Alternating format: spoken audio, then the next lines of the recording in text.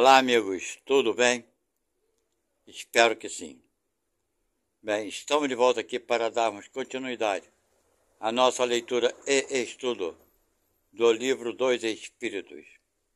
Nos encontramos no capítulo 3º. Livro 3º. Aqui é o capítulo 2º, nós já passamos desse capítulo. Então estamos no livro 3º, no capítulo também 3º. E vai te falar sobre a lei do trabalho. Necessidade do trabalho, limite do trabalho e repouso. Bem, meus amigos, aqui que estão chegando pela primeira vez aqui no nosso canal, sejam muito bem-vindos. Espero que gostem o suficiente para se inscreverem e dar aquele like de joinha, porque vocês fazendo esses dois processos vai ajudar bastante a muitas pessoas. Essa que é a verdade. Bem, aqueles que estão chegando pela primeira vez, eu costumo informar como nós procedemos por aqui.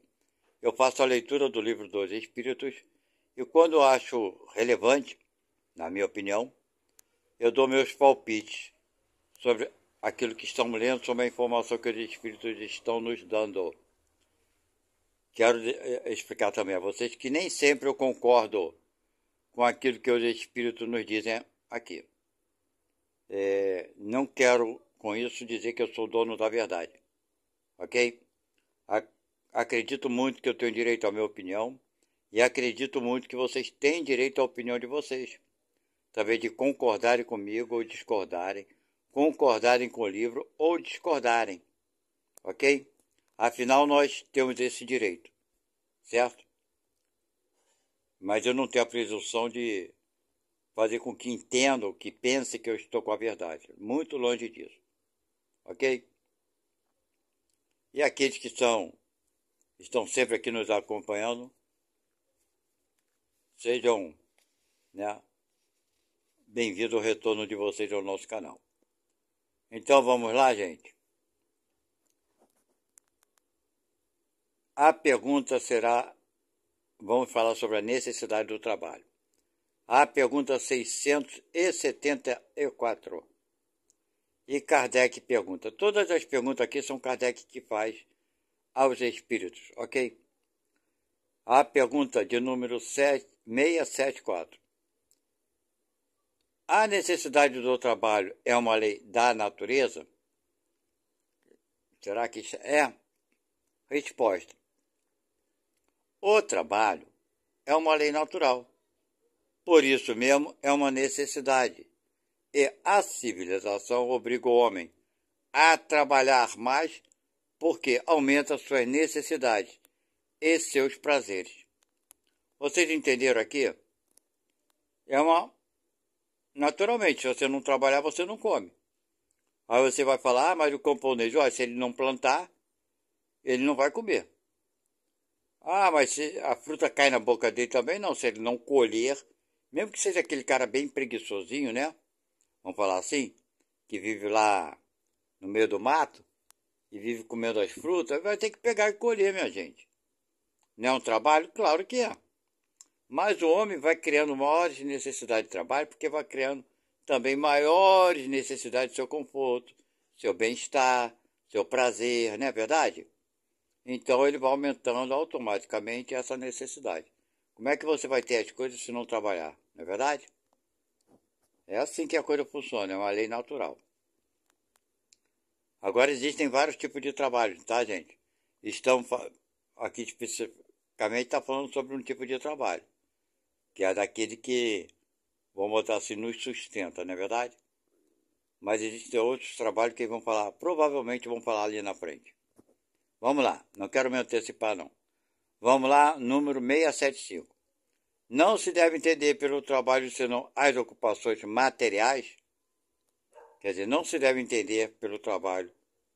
Quer dizer, não deve achar que é só as preocupações materiais.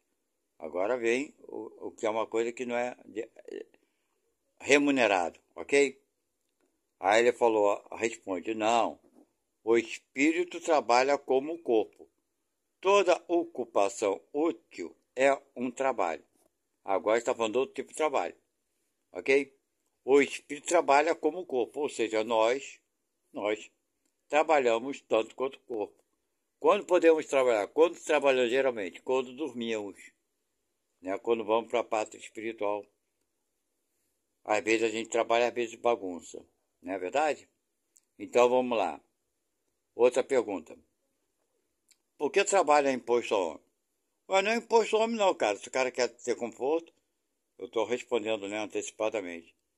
Se o cara quer ter mais conforto, ele vai trabalhar. Se ele não quiser ter o conforto, quiser viver na rua, vai virar da mendicância, né? Às custas da misericórdia e da piedade dos outros. Não é verdade? Ele pode viver assim, uma vida de mendigo. Não é verdade? Então não é bem imposto, não. Só que ninguém quer ter uma vida assim tão ruim, não é verdade? Então vamos lá. É uma consequência de sua natureza corporal, né? Se você não trabalhar, fica difícil de comer, né? É uma expiação e, ao mesmo tempo, um meio de aperfeiçoar sua inteligência. Claro, né? Você vai pensando em melhorar as coisas, vai aperfeiçoando a inteligência. Sem o trabalho, o homem permaneceria na infância da inteligência, claro. Né? Já imaginou? Não é parar para pensar em nada. Por isso, ele não deve seu sustento, sua segurança e seu bem-estar, senão ao seu trabalho e à sua atividade. Aquilo que eu falei antes, né? Aquele que é muito fraco do corpo, de corpo, né? Deus deu a inteligência para isso suprir. Mas é sempre o trabalho, claro. Tem pessoas que são muito inteligentes que têm o corpo frágil.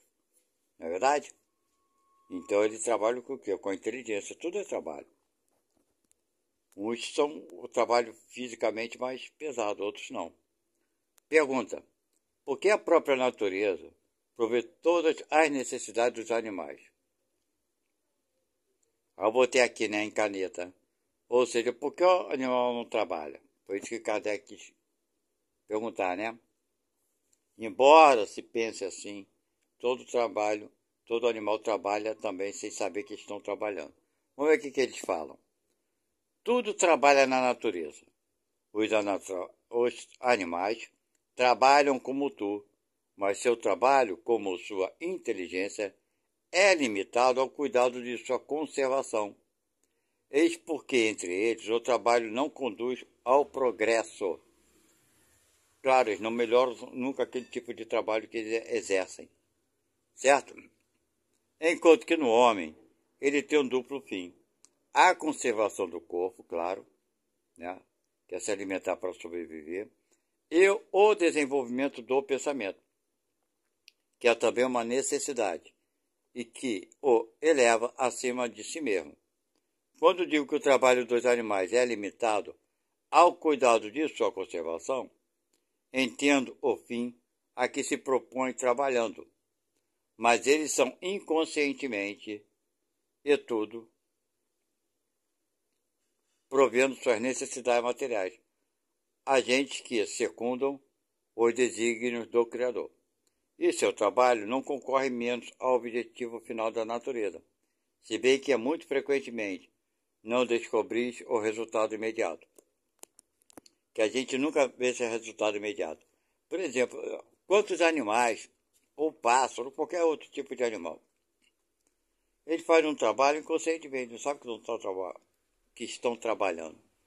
Eles não disseminam as sementes pelas florestas, não são eles que quando comem as frutas, depois quando eles defecam aquelas sementes, acabam germinando em locais diferentes, tanto os pássaros quanto os animais terrestres, né?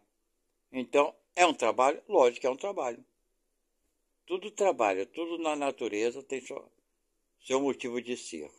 Não existe nada ocioso no universo, essa que é a verdade. Embora alguns pensem que sim, né? Tudo trabalha.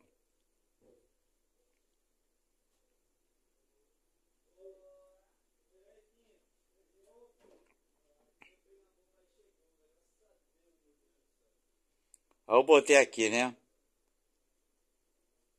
Quando ele acabou de falar isso aqui. Frequentemente não descobrir o resultado imediato. Aí eu botei aqui, por exemplo, ilhas, a fecundação das plantas e etc. Eu fiz essa nota aqui tem tanto tempo que eu nem lembro quando foi. Mas vamos lá. Continuando. 678. Nos mundos mais aperfeiçoados, o homem está submetido à mesma necessidade do trabalho. Não a mesma necessidade, mas trabalho, é claro. O mundo mais aperfeiçoado, o trabalho será mais, como eu poderia dizer, menos pesado, menos doloroso. Vamos falar? Vamos ver o que a gente fala. A natureza do trabalho é relativa à natureza das necessidades, claro, aquilo que eu falei. Quanto menos as necessidades são materiais, menos o trabalho é material. Mas não creias com isso que o homem fica inativo e inútil. A ociosidade seria um suplício em lugar de ser um benefício, claro, né? Pergunta 679. O homem que possui bens suficientes para assegurar a sua existência está isento da lei do trabalho? Agora você vê. Se for a lei do trabalho que ele entende como para o seu sustento, ele não precisa trabalhar para o seu sustento. Mas sim precisa trabalhar pela sociedade, precisa trabalhar para a educação dos seus filhos, do lar, né? Com certeza ele tem, não precisa trabalhar para se sustentar, mas precisa sim trabalhar com a sua inteligência. Vamos lá. Do trabalho material, talvez, aquilo que eu acabei de falar, né? Mas não dá a obrigação, tá vendo? De se tornar útil, segundo suas possibilidades, de aperfeiçoar sua inteligência ou dos outros. O que é também um trabalho, aquilo que eu falei, né? Tem vários tipos de trabalho. Se o homem a quem Deus distribuiu bem suficiente para assegurar a sua existência não está forçado a se sustentar com o suor de sua fronte, a obrigação de ser útil aos seus semelhantes é tanto mal para ele, quanto o seu adiantamento lhe dá mais oportunidade de fazer o bem. Quer dizer, é um trabalho que não é remunerado fazer o bem aos outros, não é verdade? Todo mundo pode trabalhar, e deve, né? Trabalho que não falta, minha gente. Pergunta 680. Não há homens que são incapazes para o trabalho, é outra coisa.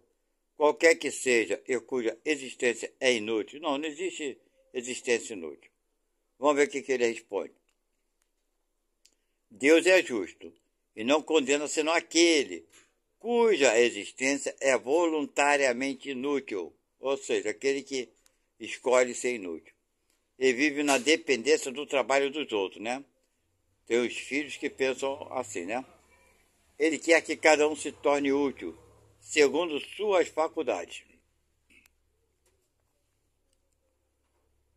Quer dizer, ele não respondeu muito bem ali, né? Quando qualquer que seja, não há homens que são incapazes para o trabalho. Eu não sei se ele quis dizer aqui incapaz por ser preguiçoso ou incapaz por deficiências físicas. Ficou muito no ar. Vamos lá, pergunta 688. A lei natural impõe aos filhos a obrigação de trabalhar por seus pais? Resposta: certamente. Como os pais devem trabalhar por seus filhos. E é por isso que Deus fez do amor filial e do amor paternal um sentimento natural, a fim de que, por essa afeição recíproca, os membros de uma mesma família fossem levados a se entreajudarem mutuamente, o que é muito frequentemente desconhecido na vossa sociedade atual. Quantos pais abandonam seus filhos, né? E quantos filhos abandonam seus pais na hora que os pais estão idosos, velhos e necessitados de auxílio? Vamos lá. Limite do trabalho, repouso. Pergunta: o repouso depois do trabalho, sendo uma necessidade, não é uma lei natural? Claro, o corpo precisa descansar, né? Repor energia. Resposta: sem dúvida. O repouso serve para reparar as forças do corpo e é também necessário, a fim de deixar um pouco mais de liberdade à inteligência para se elevar acima da matéria. Que é exatamente quando nós não estamos trabalhando fisicamente que podemos pensar e refletir. Quantas pessoas saem do trabalho e vão para a escola? Né? Eu, por exemplo, foram 3 anos da minha vida para terminar meu segundo grau. Saio do trabalho, 6 horas da tarde, chegava na escola às 7 e pouco da noite, saio de lá 11h30, meia-noite. Então, imagina se eu trabalhasse até 11h30, meia-noite todo dia. Se bem que teve uma época que eu trabalhava assim, mas eu já não estudava mais. Bem, vamos lá. Pergunta 683. Qual é o limite do trabalho? Resposta: o limite das forças. De resto, Deus deixa o homem livre. Claro, né? No limite da sua força. Agora tem gente que... deixa eu falar uma parte aqui. Tem gente que se deixa levar pela ganância e excesso de trabalho. Então, meus irmãos, o que acontece nesses casos? Aí ele começa a prejudicar seu próprio corpo, não é verdade? Aí ele já está indo para o lado completamente errado. Tudo, o Espiritismo fala bem claro, né? Tudo que é demais não faz bem. Então nem mesmo o excesso do trabalho, ok?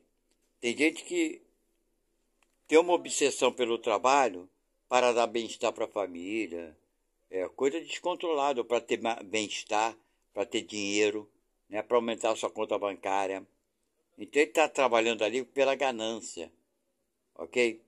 Eu posso falar para vocês que durante uma boa parte da minha vida eu me entregava demais ao trabalho.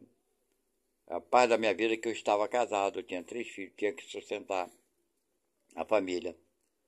Então eu chegava em casa muitas vezes tarde, trabalhava fim de semana, não tinha feriado quase, não tinha quase descanso algum. Eu não almoçava porque na hora do almoço eu achava que eu poderia trabalhar mais ainda, ok? Então eu só lanchava, eu não almoçava, só deixava para comer a refeição mesmo à noite, que eu chegava em casa de noite bem tarde. Bem, enfim, tudo isso para dar conforto para minha família, porque naquela época, assim que eu me casei, fui morar de aluguel, eu tinha muitas contas para pagar.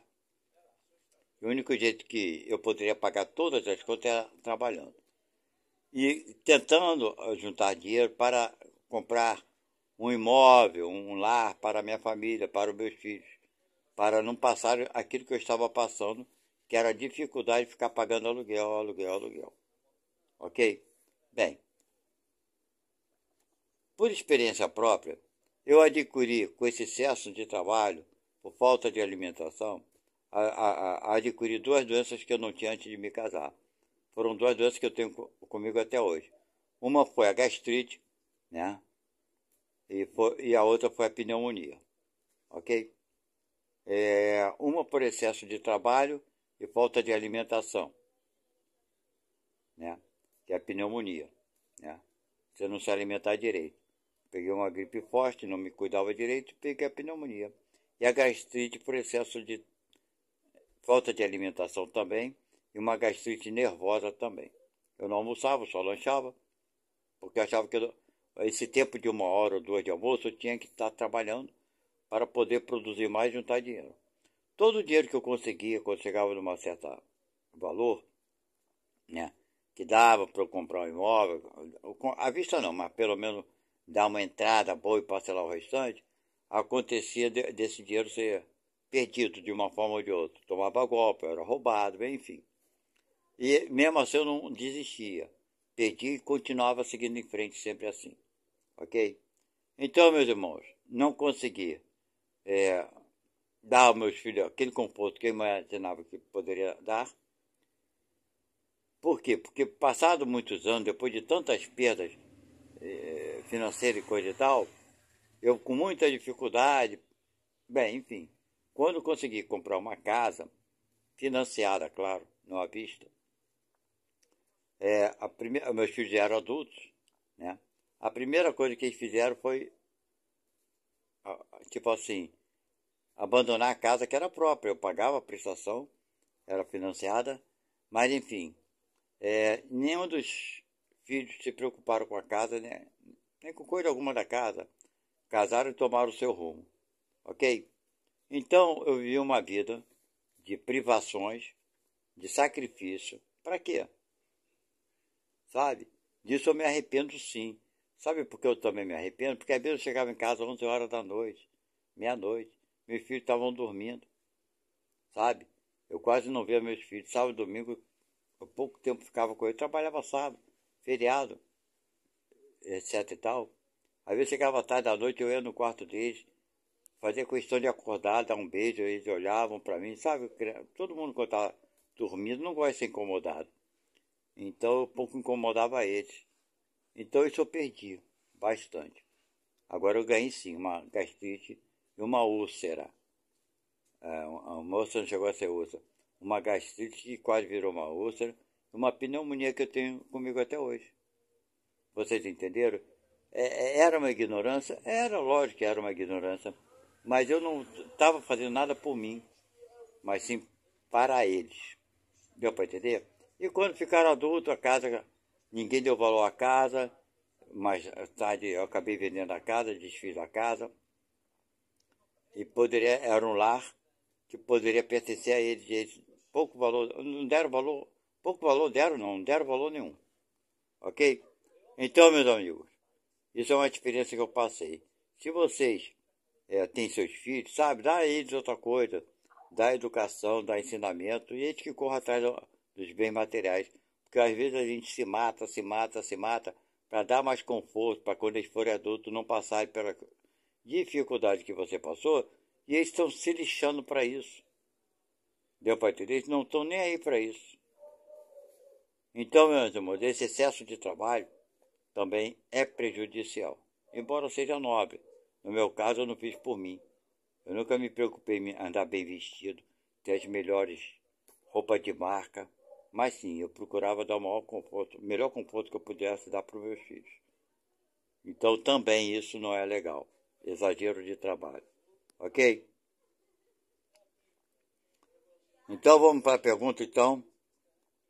Já perguntamos do repouso, claro que é por isso que eu estou falando disso, é necessário repousar sim, né? Sem dúvida o repouso serve para repor energia. Qual é o limite do trabalho? Limite das forças. Mas, de resto, Deus deixa o homem livre. Então, meus amigos, essa liberdade a gente tem que saber usar para não cair no erro que eu caí, ok? Vamos para a pergunta 684. Que pensar daqueles que abusam de sua autoridade para impor aos seus inferiores um excesso de trabalho? Bem, aí o cara está todo errado, né? Ele vai ter que parar com isso e modificar seu jeito. Ou então ele acaba sofrendo a consequência da sua atitude errada. Vamos lá? É uma das piores ações, tá vendo? Todo homem que tem o poder de comandar é responsável pelo excesso de trabalho que impõe a seus subalternos, porque ele transgride a lei de Deus. Vejamos bem, naquela época que Kardec publicou isso aqui, essas perguntas foram feitas, foi 1850 ou 1860, na verdade. Ok? As leis trabalhistas não eram do jeito que é hoje não, gente. O empregado não tinha direito de quase nada. Trabalhava demais, excesso de carga horária de trabalho e tudo mais. E recebia mal. Hoje existem as leis. Os países avançaram, não o suficiente, mas bastante. Né? Tem carga horária. Né? No Brasil, a pessoa só pode trabalhar até determinada hora, tantas horas por dia. A partir daquele horário, ele tem direito a receber horas extras. Deu para entender? Que é um dinheiro acima do, normal, do horário normal que ele recebe, por ter feito horas extras. Tá? Mas naquela época, Kardec não. Era o patrão que mandava. Ó, vamos trabalhar e vamos trabalhar. Não tinha quase hora de parar não, gente. Ok? Então os caras... Tinha gente que explorava, claro. Não eram todos. Vamos lá, próxima pergunta. 685. O homem tem direito ao repouso em sua velhice? Acho que sim, né? Vamos lá, sim. Ele não está obrigado, senão segundo suas forças. Claro, né? vai ficando velho, que força ele vai ter, coitado? Pergunta: mas que recurso tem o velho necessitado de trabalhar para viver e que não o pode? Mas que recurso tem o velho necessitado de trabalhar?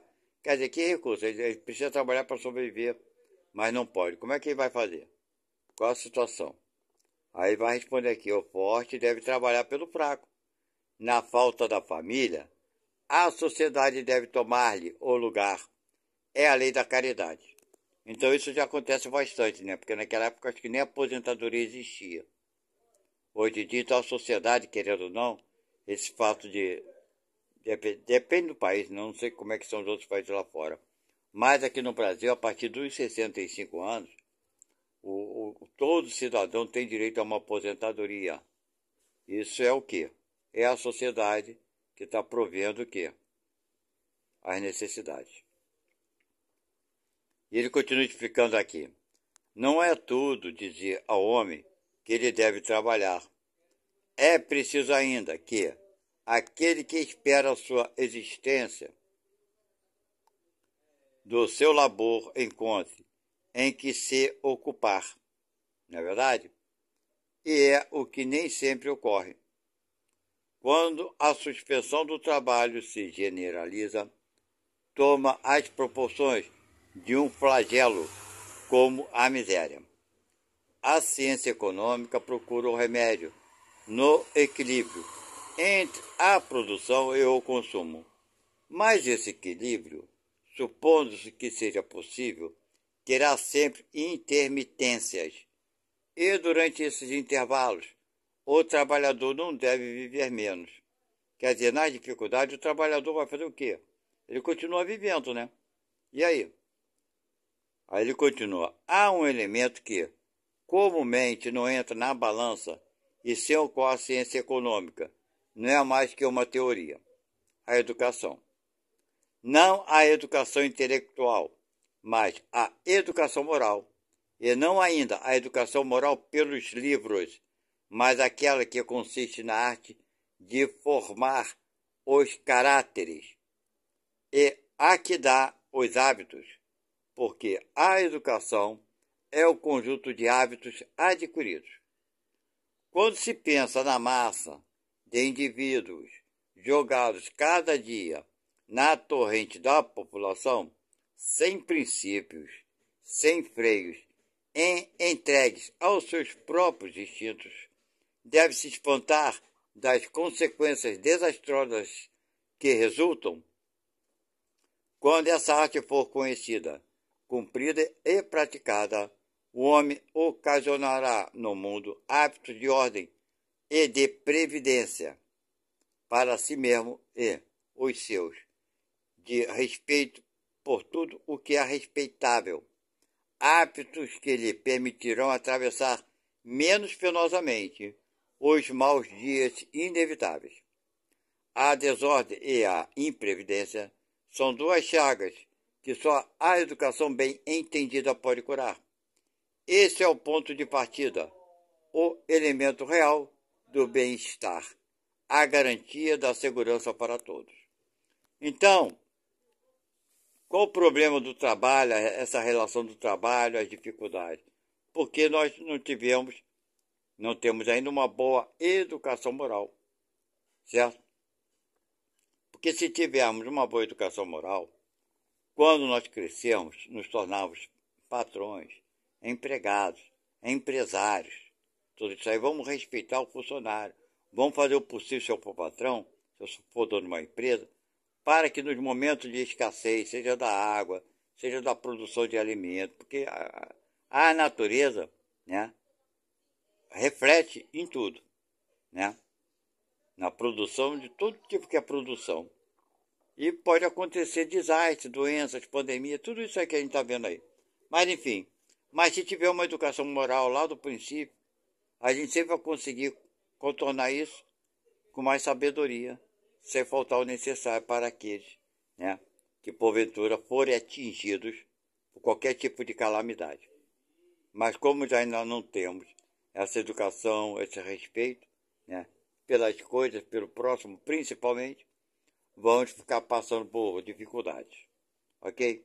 Então nós falamos aqui sobre a lei do trabalho, porém, ele praticamente falou do trabalho remunerado, né? Mas existe o trabalho, né? Que é o trabalho voluntário em favor do nosso semelhante. Ele fala um pedaço aqui quando ele fala que toda atividade útil é trabalho, ok? Então, meus amigos, se vocês gostaram, ao ponto de se inscrever, então o momento é agora. Se esqueceram, dá o cliquezinho de inscrever-se, né, para nos acompanhar o nosso trabalho, e também dá aquele like de joinha. São 2 teclados que vocês vão teclar rapidamente e vai ajudar a um maior número de pessoas a terem conhecimento desse nosso trabalho, né, da doutrina espírita, enfim. Disso tudo aqui que realmente a única proposta nossa é de esclarecer. E quero pedir a vocês, caso vocês concordem ou discordem com alguma coisa que tenha sido dita ou falada por aqui, vai no comentário aí embaixo, faça o comentário de vocês. Eu vivo pedindo a vocês que façam isso. As pessoas que fazem o comentário é um número muito pequeno, reduzido. Faça o comentário de vocês. Se não tiver nada para comentar sobre o assunto, faça alguma sugestão. Vocês entenderam? Se tiver alguma coisa que criticar, critique sim, ok? Porque é da discordância que se aprende mais, não é verdade? Se todo mundo concordasse com tudo que falamos, o mundo não teria evoluído tanto assim quanto evoluiu. São as divergências que fazem com que a gente tome um caminho mais sensato, um pensamento mais sensato. Ok? Bem, muito obrigado a todos vocês aqui que chegaram pela primeira vez, conheceram o nosso canal hoje, agora, e aqueles que são reincidentes, que estão sempre aqui nos acompanhando. Muita paz no lar de vocês, muita luz, que Jesus continue inspirando a vocês a sempre fazerem as coisas com discernimento e da melhor forma possível para vocês e para os seus semelhantes. E até a próxima. Tchau.